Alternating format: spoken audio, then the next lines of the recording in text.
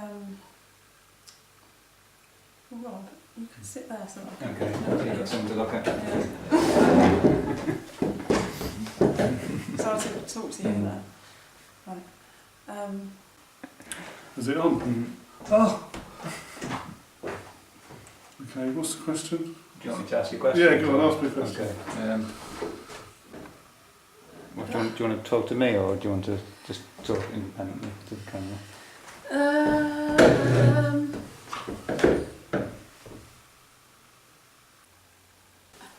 It's up to you. This works. Okay. Yeah. So Just tell me what you've got out of the conversations over the weekend, and how it's compared with your expectation. Yeah, what I got from the weekend of conversations. Mm-hmm. As a community, we do conversations once a week, generally, with each other.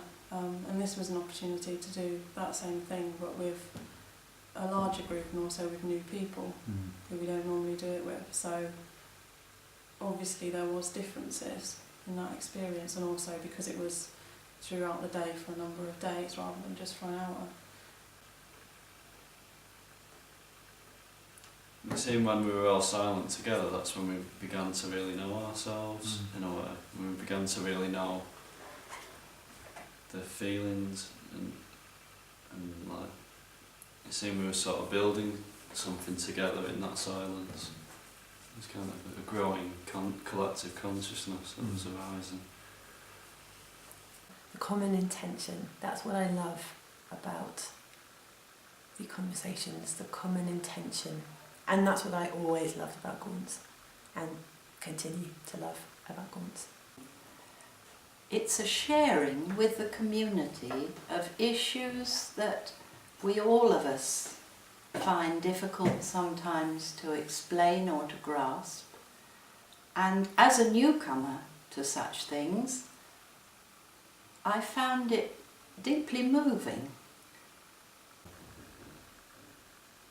There was a lot said without talking, and I think that's probably one of the most profound things that came out of this weekend, or this number of days for me.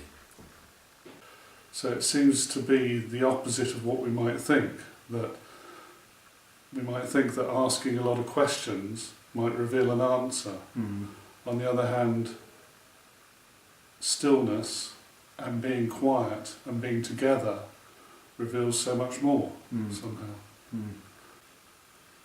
The other thing that I found really interesting this weekend was just the process of the conversation, because when everyone comes together, everybody just has so much to talk about, and there is this process where people were talking too soon, and some people weren't being able to speak because they couldn't find the space. So we had this whole process of reminding ourselves and each other about giving each other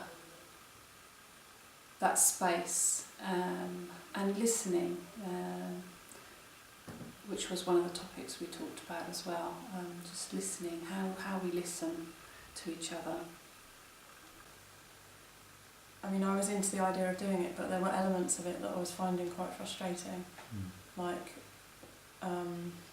when someone was speaking, it felt like not everyone was really listening to them, not fully listening, like they were waiting to say something, or they were waiting until the sound stopped, and then as soon as the sound stopped they would say something.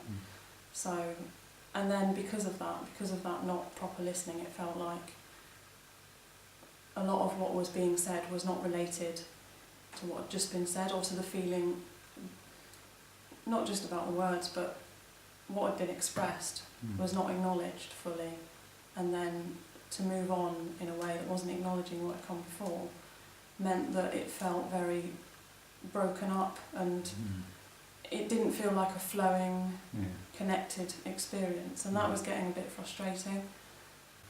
And you know what was interesting, and I think this is why conflict is actually quite a valuable thing to be noticing, is the morning was such a contrast. So it was fast, it was cerebral, it was fascinating and interesting, but it was only circulating in a certain sphere of Yeah. exploration, Yeah. and it didn't seem change occurred there. By being so apparent, it prompted the rising of a need, like, hey, can we go deeper?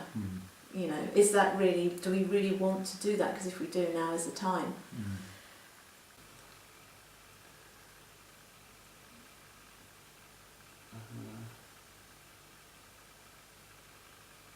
There was another thing that seemed really important. I think it was just this sense of connection as well. That people talk about this idea of connection. Trying to build that. I think it has its place in a very hectic world. And I don't know whether the benefit is more individual or group or collective for Gaunts or for the world, but I definitely think good it is. And I felt that through the whole process we were able to, if you like, it felt like we were dropping deeper into the subjects. We were delving deeper. We were, I think, giving up something of ourselves too, letting go of something. And there was a realization of how important that is, to allow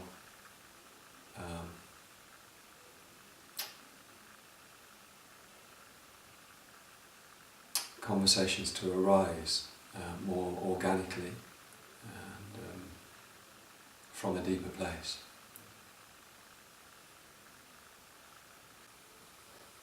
The silence that we experience at the beginning, sometimes in the middle and certainly at the end of each group of conversations. And I've come away from them feeling that there is a core of deep understanding which is being shared and has been shared over so many years here at Gaunts. And it reminded me the benefits of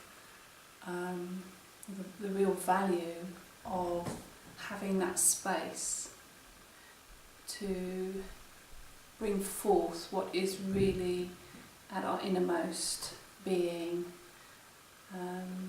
and sharing that with people is so very valuable, and I believe is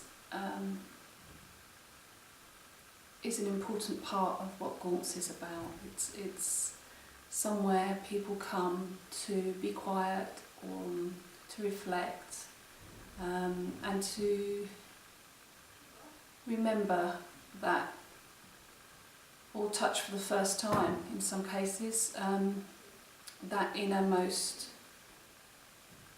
being that we are, and if we're lucky enough we can share that with other people, and that's what I feel I've done this weekend.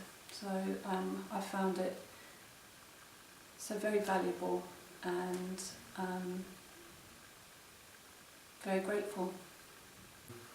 One of the most refreshing things for me in this week, something we're talking about integrating into community, was the silence, was the silent conversation, the dynamic that went on within a group in silence, which is fundamentally, I think, important to self-discovery, self-realisation, these kind of things.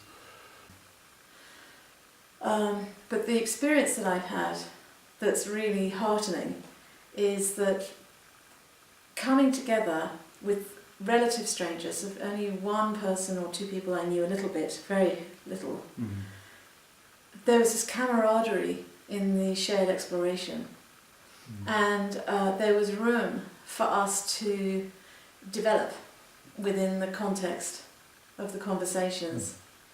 So on the one level there was a sort of cerebral mix going on, where you could sort of feel the different quality of people exchanging ideas and exchanging thinking, And then when we started to explore what is thinking and what is listening, I was particularly interested in that, in terms of the what is listening, because it felt like when it was very cerebral, it seemed to be at the cost of deeper listening. Yeah. So I could hear words going around like bullets, and it speeded up actually. And so when we brought back in the listening component, it was just magical. You know, all of a sudden we were like in this deeper ocean and swimming slower as a result. So it was less frenetic. And even the frenetic is relative, because you compare that to the typical lived daily conversations that one has. You know, they're at warp speed compared to my version of frenetic in this context. So everything is so relational and context driven. I understand. Yeah. So the intention, the fact that we shared an intention to find out how to connect, and whatever we met that seemed to get in the way of us going deeper, we went into that next. So we used each aspect of any sense of blocking as the key to the next room down. So if it was a lift, an elevator, it was like we just kept going down and down and down. And we all knew when we were in the place, sort of at the bottom. There was just it was just a feeling. And that was the quality of presence. It was a very felt experience.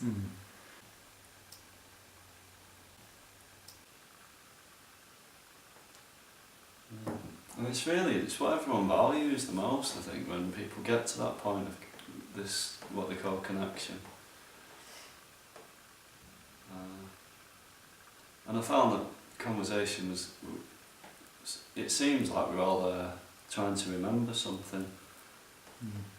And what it is this mysterious sense of connection to, probably just to love.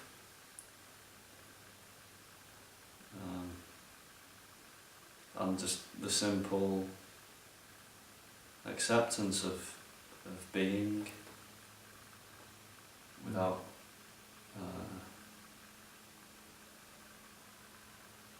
complication, really. I really feel that what we can get from conversations is so much deeper than just the conversation and just the words that are being said. And I think that point at the beginning was being missed, and when it was brought into focus, the idea that we're not really listening here, like, then we had a break, and then after that break we came back and the question was posed, what is listening? And that question made us have to focus on not only the question but also the fact that we weren't really listening to each other. And then when we did start to discover that topic and then really start to understand what listening actually is, that's when it changed, and when like the reality of what can happen in a room full of people who are really listening to each other, and something quite powerful happens. And it's kind of inexpressible, really, and I know that you know, because in our conversations we've been there sometimes, and it doesn't always go like that, but sometimes when it works, when the magic happens, it gets really special, and then it's not about the words anymore, and it's about that connection that all those people in the room are making together, and you can feel it, like, you can feel, I mean, for me it's like a tangible thing, it's like the energy rises and everyone is connected and there's an opening, it's like, it feels like, I mean, in our very last session just then, we were asked to go outside and pick up something that would allow us to describe our experience of the conversation. And I chose this piece of rosemary because I was trying to describe the reason why I'd chosen it, and I said that when I smell it, it's so powerful, even though I've smelt rosemary before, and I know what it smells like, but when I smell it, it makes me go, oh, you know, like, there's something new there every time I smell it. And when the conversations go in the way that they can, I get that sense of, oh, like there's a new sense opening up and something new's happening. And that is really, really special, and to have the space to do that, and for, yeah, it's just, you know, it's a special thing that we often don't get time or don't even realise is possible. Like, if I'd never smelt rosemary before and never heard of it, I would never know that I could go, oh wow, like, you know, and that's what conversations does. It really opens and connects us in a way that I don't think me explaining it, you know, can't really explain. Well, it can explain a little bit, but I don't think it can really